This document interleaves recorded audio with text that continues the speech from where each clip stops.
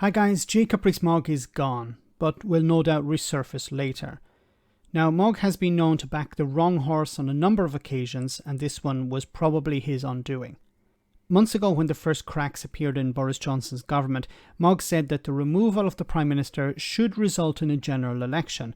But then he backed away from that when it appeared Liz Truss was going to be in the running to replace Johnson.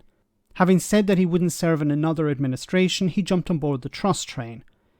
Then that went over a cliff. He believed his old friend would return and he backed Johnson again. Now that has crashed and burned, he's pulled the plug before he's fired.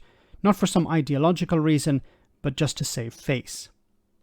Now we've got a little bit of breaking news to bring you because our political editor Beth Rigby has just heard that Jacob Rees-Mogg has resigned from government. Of course, a close ally of both Boris Johnson and Liz Truss. His letter, Beth hears, has been delivered to the new Prime Minister. Well, let's bring in Jay Pike, shall we? Is it a case of jumping before he was pushed, do you think? It certainly is, Sophie. We know that Jacob Rees-Mogg called Rishi Sunak over the summer during that leadership race a socialist chancellor. He said he wouldn't serve in a Sunak administration, and of course he realises the chances of being given a senior job are close to zero. He, of course, though, is a high-profile parliamentarian to the right of his party, former ERG chair. High profile partly because of his sort of personality, his style. It's slightly eccentric in contrast to many of his colleagues, but he has been a very willing spokesperson for Boris Johnson and Liz Truss, not necessarily, some would argue, to their own benefit. I think we've spoken about what role Liz Truss plays on the backbenches. Jacob Rees-Mogg could also potentially be a difficult person to move to the backbenches, even though the fact he hasn't got a top job is pretty inevitable today. Doesn't have a top job. So what were his top jobs before? Well, he was leader of the House for a period. He was the Brexit Opportunities Minister. That was interesting. Didn't actually achieve any of the goals that were set out for him to find actually any opportunities. And then he was the business secretary for a period. What is he going to do now? Now, yes, it's difficult to move somebody like that to the backbenches. I don't think he's going to have a role. Obviously, he's resigned from the government, so he's not going to have a role in Rishi Sunak's administration. And I don't see Sunak bringing him in later on. There's no value in having Jacob Rees-Mogg on board.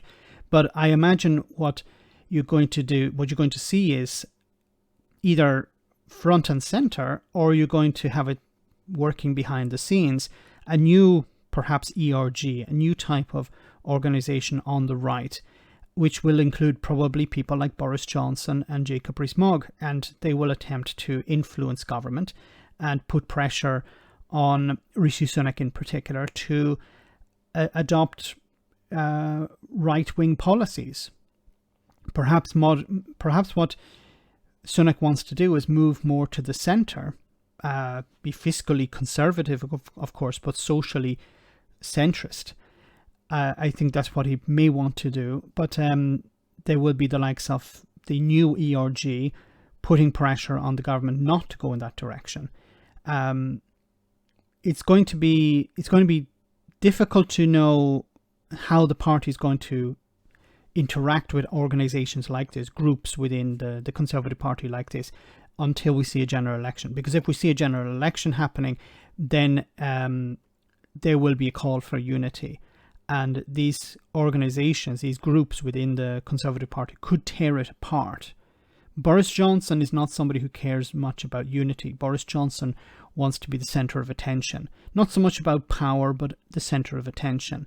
And, it's a big climb down for Boris Johnson to go back to the backbenches. It's a big climb down for people. It's quite embarrassing for people like Jacob Rees-Mogg to be relegated to the backbenches. They want to be front and centre. They want to have their hands on the levers of power.